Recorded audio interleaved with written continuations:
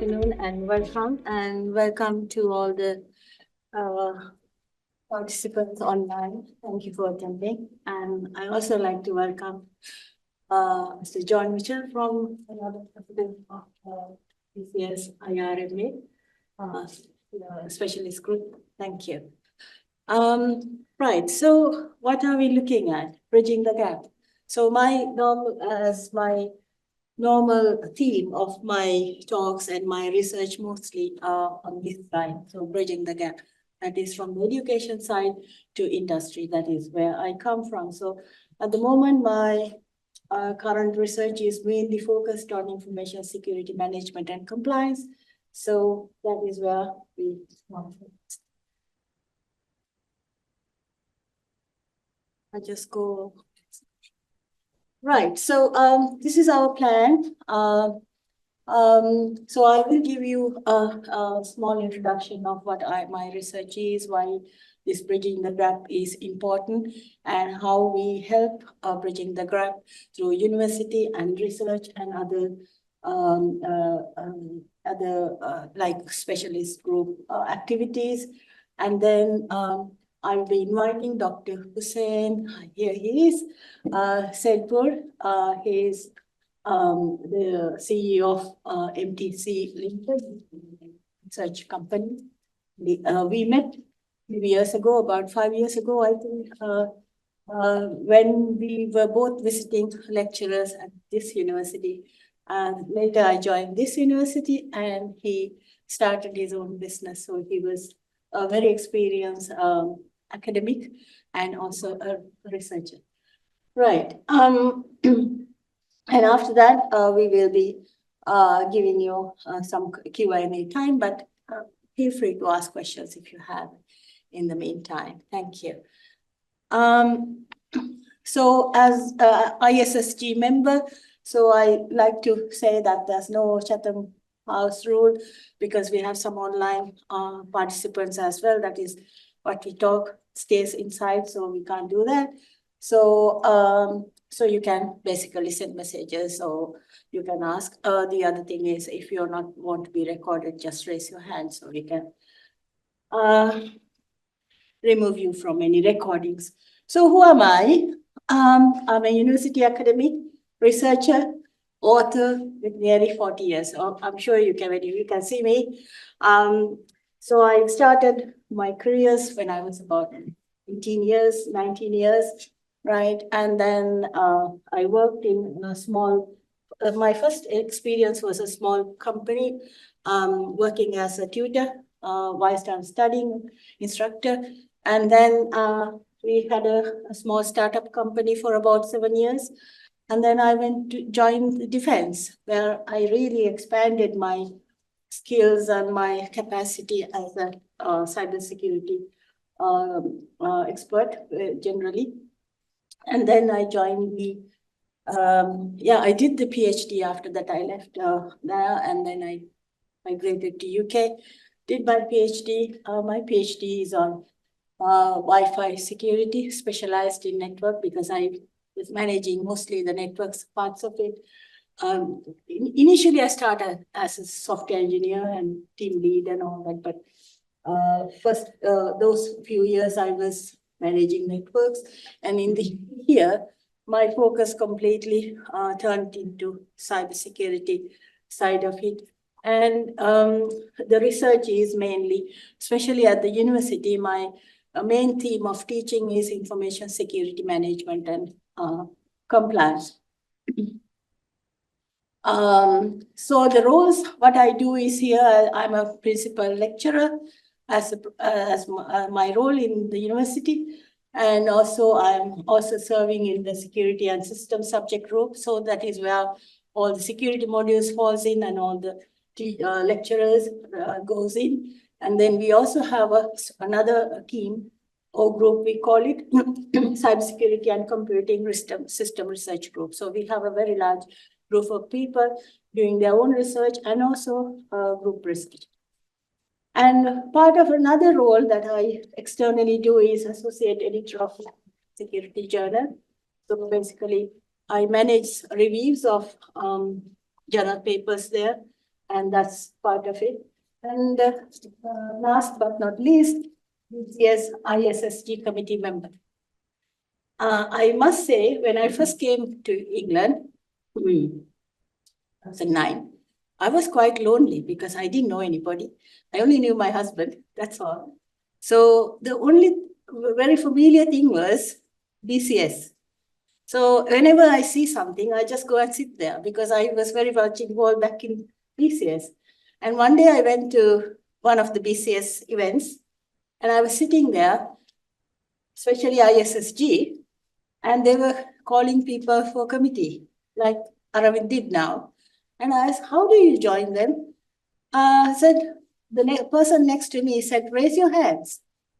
And so when they're calling, I raised my hand, and they took, and when the election came, it was actually Ian Fish, who was at the time the secretary. And so from there, I was serving as a committee member and really boosted my career. And I had loads of connections. And here I am, giving a lot of talks as well. Yeah. So, BCS has been very close to me. I joined BCS just after I finished my first degree in 2003. Right. So industry professional projects. So after coming here, especially after doing my PhD, I've started working with several industry-related projects. The recent ones, I would say, I got some funding that was basically develop cybersecurity assessment. So basically, my research mostly goes cybersecurity research goes with intelligence. So using AI into solutions. So this one, the proposal, I got some funding about 2 years ago to develop a cybersecurity assessment tool for SOEs and SMEs. This is where generally I thought about how a small company owner who is not very specialist about cybersecurity, how am I going to help them, right? So this is the theme of it. And then for students, I have arranged series of workshop on compliance side of it, security side of it. So all the modules I teach about similar modules, 5 modules. So we always have an industry speaker coming in. That's again, Dr. Sedpur has come to several of us, some scenarios for students to develop solutions or assignments. So that's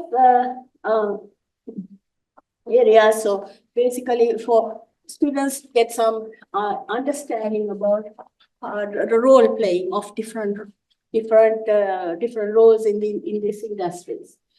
The other, my favorite pastime is writing to BCS IT now.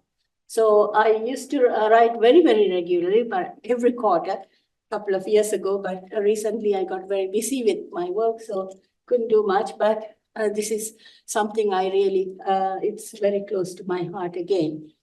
Right, so that's me. So I'm very happy to discuss anything later. Generally, that's my public role generally.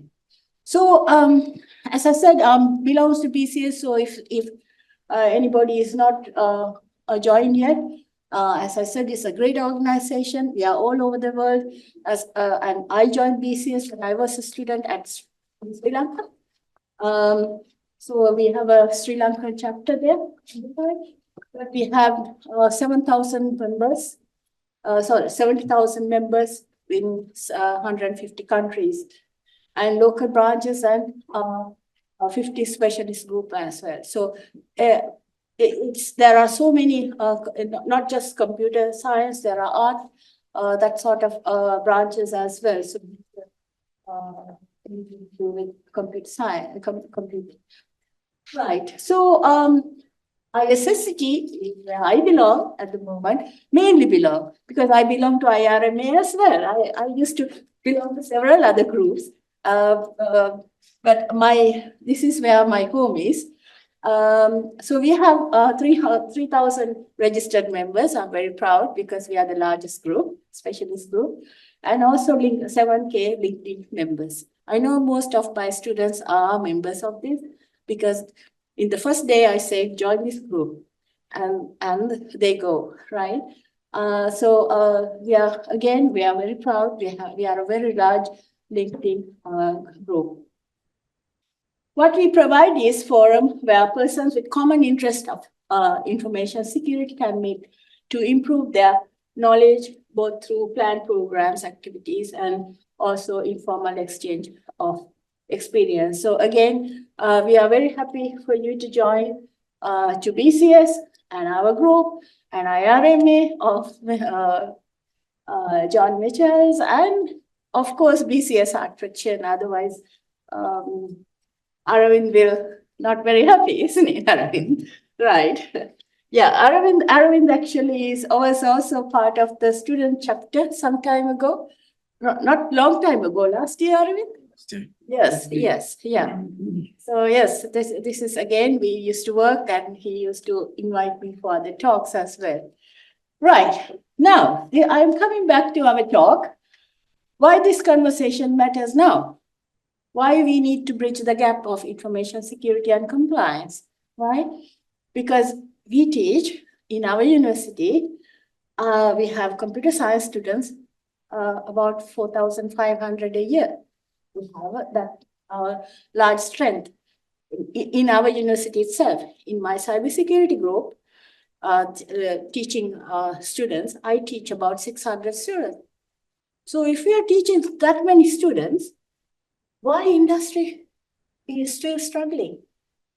We are producing a lot of students, and industry says we don't have experts to do things for us.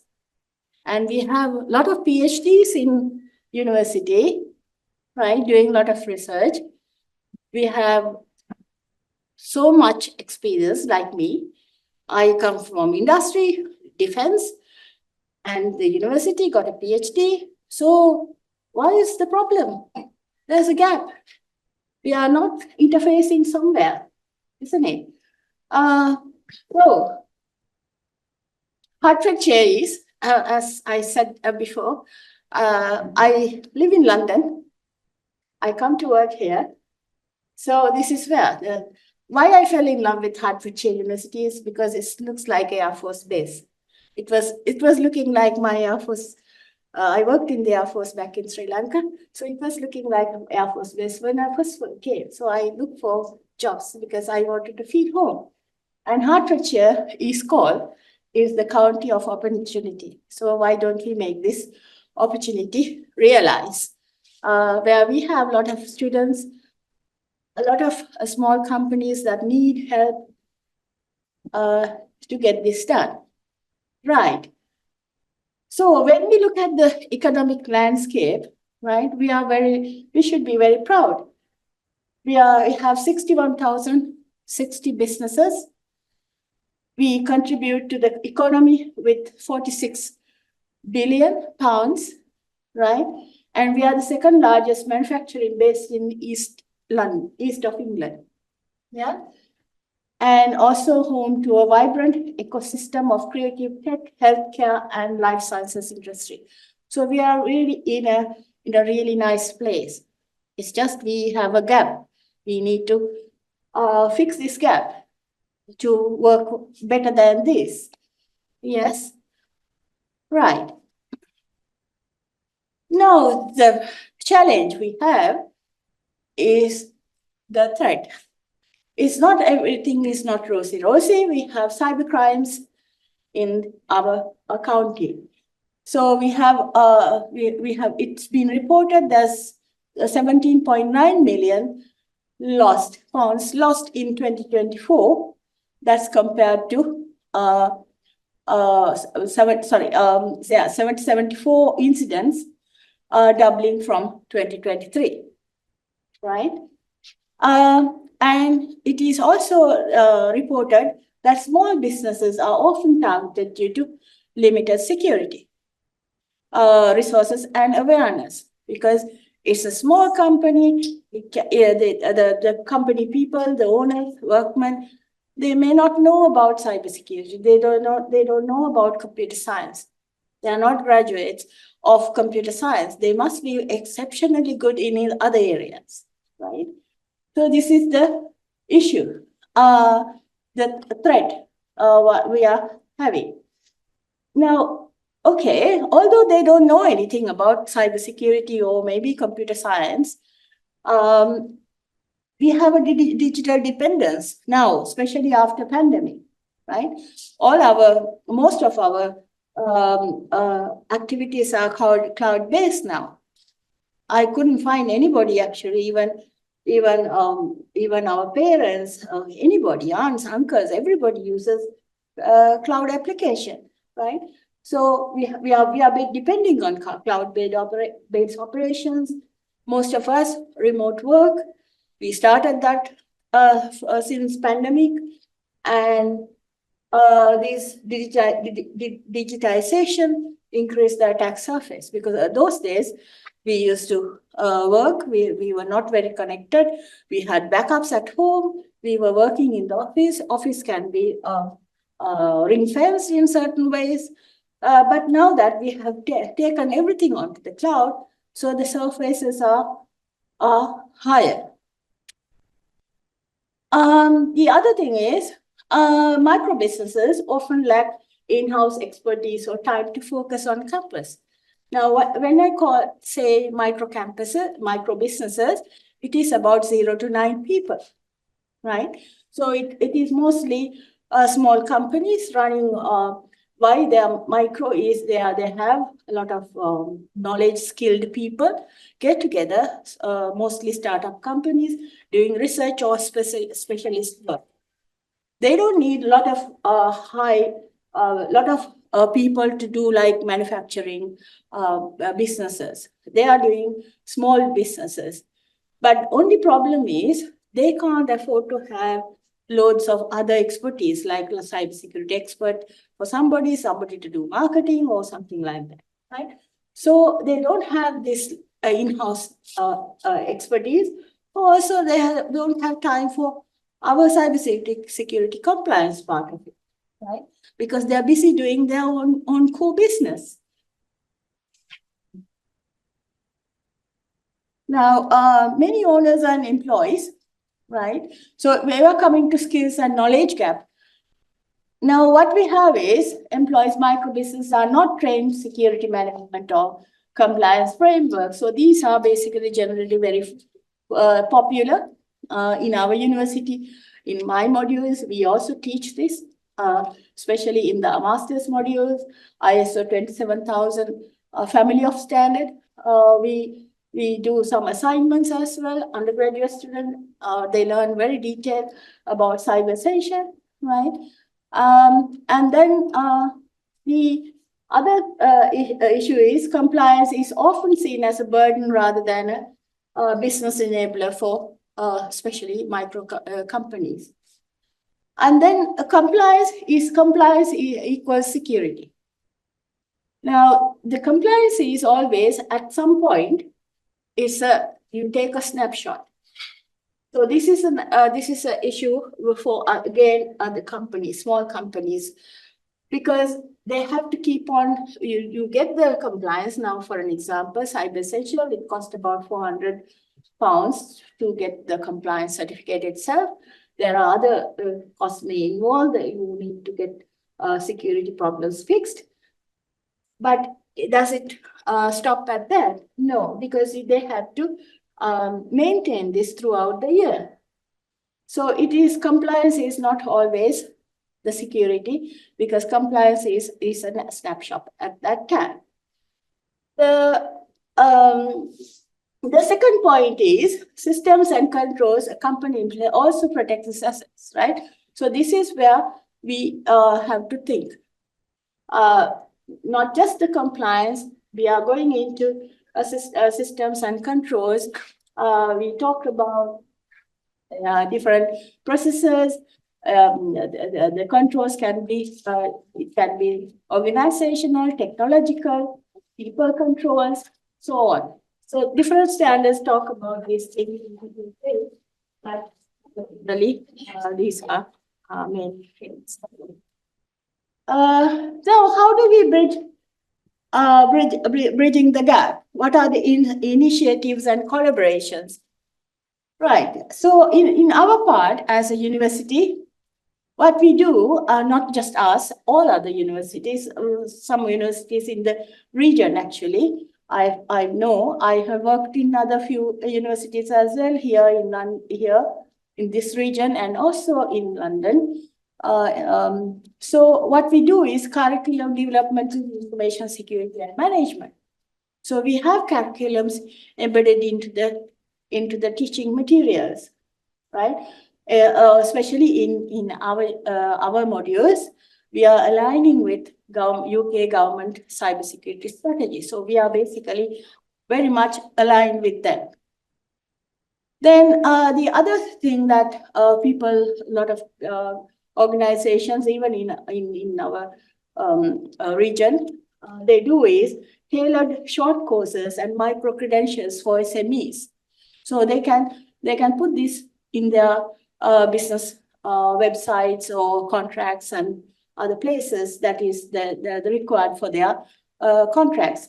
So some are GDPR, risk assessment and policy writing, cyber essential, incident response and business continuity. So these are very popular. There are so many free courses as well as paid courses. Then the other thing is real world case studies and student industry projects. So this is again, this is working really well. We have done several. I'm going to discuss one example a little later.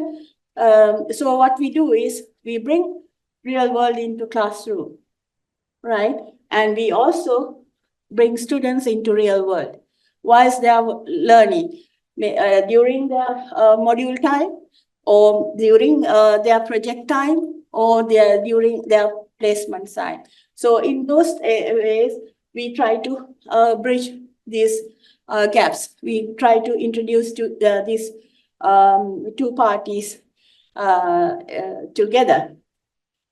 The other one which also I want to talk about is research and innovation. It's a low resource frameworks and toolkits co-developed with local businesses. So mostly there's a practice called knowledge transfer projects.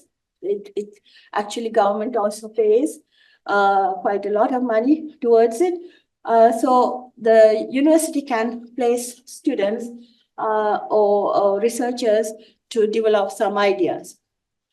The other one is research collaborations with regional stakeholders. So it's just not just working with us by ourselves. We connect with other universities, companies, other local agents to bring about research. And this is another very nice area that I actually started my research with Cybersecurity Academic Startup Accelerator Program, where university academics can apply for funding to do research and then create a product and then market it and create their own startup company. So university and the government supports it. So these are really nice areas that we can work on as a university or researchers, and the local businesses or other agencies can work together with us. Then professional engagement, BCS, joint workshops with BCS like we do now, local chambers, councils and business support organizations, and Eastern Cyber Resilience Center and Cyber East. These are areas that we can work on. So if you really go into their website, there's a lot of support available there. It's just you need to go in there.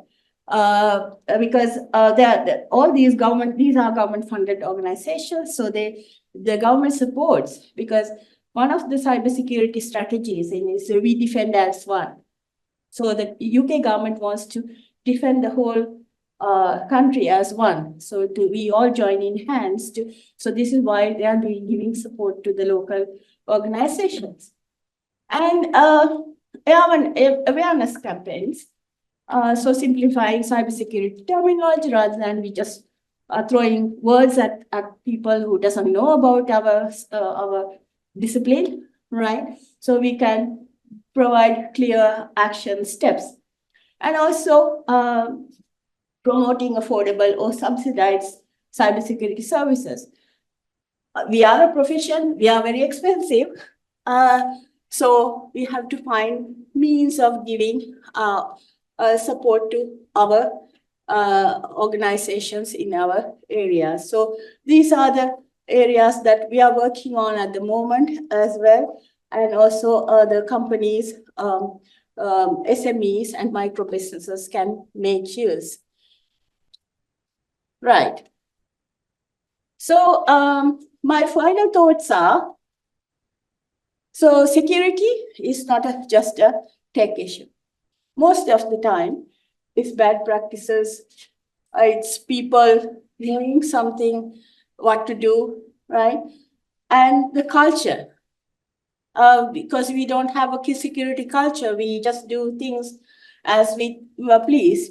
So what we need to have is a compliance, right? And cybersecurity, think as a business enabler, not just a checkbox. So if we have that mindset to think about, we have good people training, good processes, and culture, company culture, that we can move forward very quickly. Then what are the recommendations for micro businesses? Security, don't start big. If somebody comes and say, oh, you have to buy this, you have to do this, you have to do that, otherwise you're going to be in real trouble. No, you start small, right? First, identify what are the main things, main assets, and then you start working on them. A major thing in my career as I said, I started as a software engineer. My first years of job was as a system analyst. I go and speak to people, right? And then when we implement systems, if people don't know how to use it, then you are not going to win. So its staff training is a big deal. And cyber hygiene, good practices, right?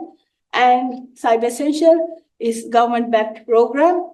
They're only looking for 5 controls. So it's very easy, very small, very uncomplicated thing. Know your data as risk, right? So basically, think about what is important. Why am I keeping this data? So you have to basically think about the risk for your data. Classify them. Are they public data? Are they personal data? So then and then start thinking about assessing risk. There are so many risk assessment tools, right? You can just use a little worksheet to do your risk analysis. Don't need very large complex things to do that. So you're a small company. Concentrate. Local networks, digital mentors, consultants, right? And support from universities. We have loads of support from here. And we have placement programs. We have project students who are happy to come and help projects, right? How we can help? Yeah. University-led initiatives offering guidance, knowledge transfer. As I said, knowledge transfer program. So if you have some innovative idea, we can work on that, and practical skills. So also I like to invite you to join our future sessions and collaborative projects as my lasting note. Now, I talked and talked, but I have to give you an example, isn't it? So even when I do my assignment, Aravind will say, I say, show me evidence, what you've done. So I like to introduce Dr. Hussain Saidpur, who is currently working with one of our students, who is Abhishek, is my project student. We can't give you a lot of we can't give you any sensitive data, but Hussain will explain how his project goes. Thank you very much.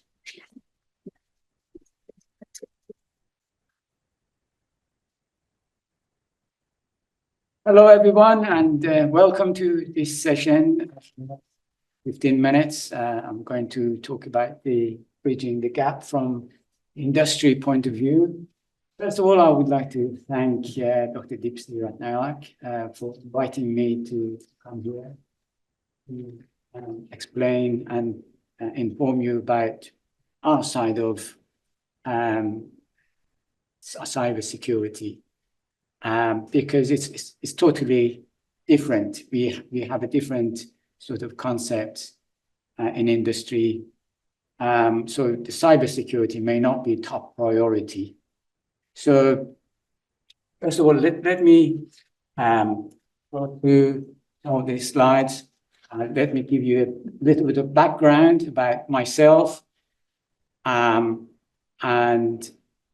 how I develop this company, because that's important. My background is academic. I worked in different universities for 30 years.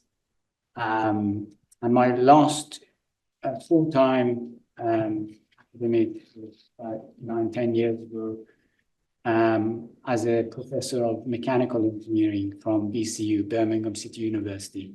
So I retired from BCU, and I for a few years I was acting as a sort of temporary lecturer or researcher, and that didn't satisfy me. I thought, if I'm able to attract millions of pounds to universities and grants, EPSRC grants and company grants, then I have the potential to set up my own business and run my own business and attract the customers that I used to attract to universities. So just after pandemic in 2020, around about that time when the universities were all sort of slowing down in sort of in teaching, I thought of setting up my own company. It was a brave sort of action at the time. So I set up Materials Technology Center because my background is mechanical, materials, science. And I saw a niche market in manufacturing industry for materials and manufacturing processes. So I thought, if I act as a consultant for industries, manufacturing industries, that would be a useful step. So initially, I didn't expect a lot of demand, but after a while, because of the pandemic, and I was ready to sort of move into the projects, I gradually started projects on materials testing and helping industry improve their productivity and design. So we used to go to industry and say, well, what problems have you got? The reason I'm explaining to you is the bridging the gap. You need to understand the other side, the other point of view, the industrial needs. Otherwise, you won't be able to bridge the gap. So I was going to different industries that I knew quite well, either automotive or civil engineering or other aeronautical industries. I used to go there and ask them, what is your problem? We can solve your problems with high quality and low cost. And they were attracted on that because employing engineers cost a lot, whereas subcontracting projects to other industries would reduce the cost by significantly. So we were able to give them services that resolves their problems. So imagine if in the industry they have an issue with producing a bottle like that. So what they want improve the quality of the materials and manufacturing cost, reduce the manufacturing cost, and improve the quality so that they can sell more of this at reduced price. So to do that, we get products in our place like that. They want us to test these products. So as soon as they enter our company, we have to have a register of their product and do the testing and make sure the data is confidential, because the competitors, they don't want the competitors to know what they're doing. So from day one, we take all the records of data until we carry out the testing and finish the result, get the results and submit the results to our customers. So everything has to be confidential and everything has to be recorded. So that's not very easy. It may be easy to talk about, to say that, but it's not very easy. And sometimes, if the competitors know that we are doing something confidential, they might want to know more about what we're doing. So the competitors, whether they are in UK based or abroad, they may sort of do funny things to find out what we're doing. And that can be problematic for us. And we can easily lose customers if we don't do GDPR properly and we make any mistakes. So any small mistakes could cost us our business. So overnight, we can lose business easily.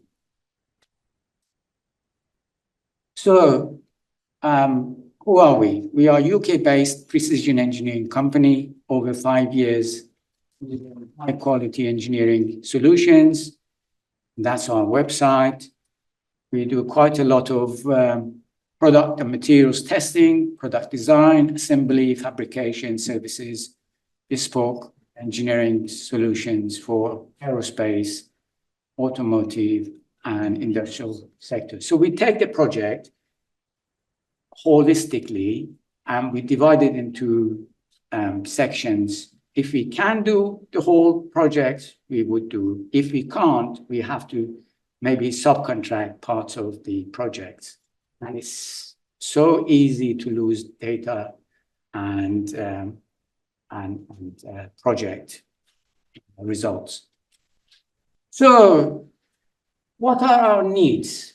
Basically, we need to strengthen our cybersecurity infrastructure, as I mentioned. The data that we keep, whether it's design data, drawings, specifications, materials data, manufacturing data, even customers' data, everything needs to be classified and securely kept. Otherwise, we lose accreditation. Aligned with engineering accreditation, we can have UCAS accreditation or BBA, ISO 9001, and so many other ISOs that we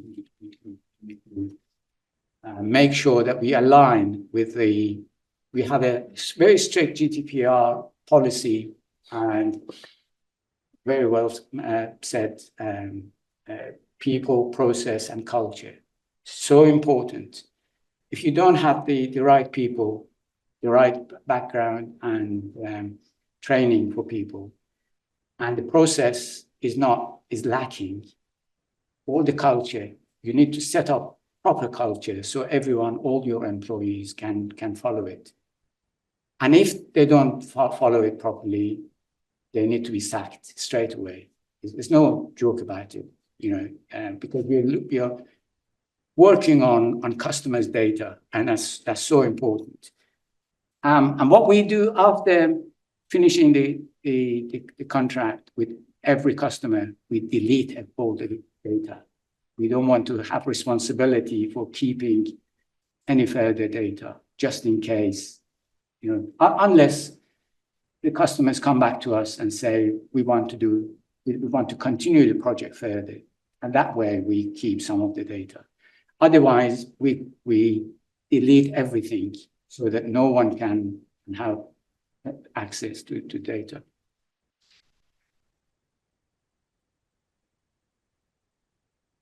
Impact so initially when we spoke about student placement, Abhishek kindly and Dr. Deepthi suggested to me that we could have a student placement to help us. Initially, I thought maybe we are being used as a guinea pig to help the university. But then I realized the importance of looking at our data and system from a different angle. Whereas we, as Deepthi mentioned very well, that we lack that computer science background, security background. We are all in technology, mechanical, electrical, electronic, but we lack that computing and expertise in cybersecurity. So I thought maybe why not? And Abhishek kindly came and looked at our system. And to our amazement, we thought we have a perfect system. Nothing can penetrate. We spend a lot of money on high-tech computers. We have very expensive computers to work on the system. But so we hosted a final year MSc cybersecurity student from the University of Hertfordshire. And Abhishek conducted a cybersecurity assessment using Cyber Essential guidelines. And we identified some vulnerabilities, which we are currently looking at processes to phase implementation of the security controls. That's what we are at the moment doing. And that's a very essential part of the whole system. I think I'm within the time limit that I'm given. Although if you let me talk, I can talk for 1 hour. But I think that's it. Yeah, thank you very much. Happy to answer any questions. Yes, if you have any questions, either from me or Dr. Deepthi, would be happy to highlight. May I, sir? Yes. It's a question for both of you, really. One of the big challenges of cybersecurity compliance is you take a baseline, you measure against it at point A, time point A, then things change. Yes. It never gets reassessed. Yes. That's a big challenge. It is, yes. So as we said, it's at the point of time, it's all fine. Then after that, it can change. But at least we make things right at the time, and then we create some processes to monitor it. And actually, that is something that we've been working on, putting additional policies and practices into Dr. Setpur's company. So actually, he was writing those, improving in the policies to make sure that these will be maintained and also monitored. So some logs were enabled, so he can check those things. For a small business, it's that maintenance phase that's very expensive in time, Indeed, in people, and in money. Indeed, that is where this is why even the little things he did. Now, if you look at these websites, how much they charge for these things for half a day, 1 day, or something like that. So he's spending, I think 600 hours for your project. Yeah. So one student, MSc student, needs to spend 600 hours on their final year project. So he's getting benefited, working in the industry, doing something realistic, helping him whilst he's getting the qualification, doing the project plus industry experience. Time experience. Yes. And actually, Dr. Hussain was not just doing this. 2 years ago, he came and spoke to our undergraduate student, described his company as a scenario for their coursework. So we've been kind of in touch, and so we kind of worked together when he did the GDPR thing. Also, we reviewed it some time ago. So it's helping because, as I said, a student will get benefited, and that service comes free. Yeah.